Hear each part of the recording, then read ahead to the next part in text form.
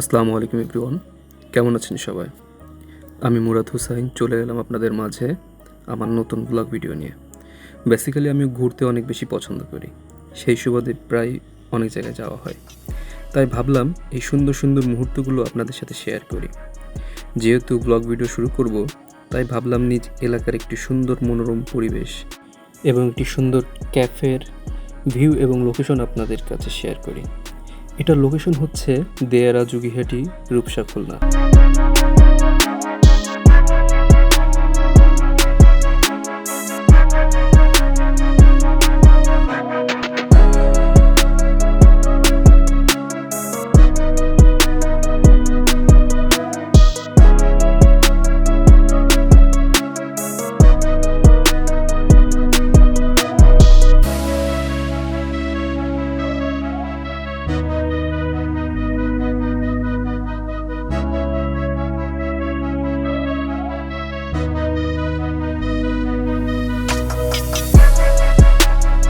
এখানে আসার উপায় হচ্ছে খুলনা জেলখানা ঘাট পার হয়ে জুগিহাটি আসলে যে কাউকে বললে দেখিয়ে দিবে।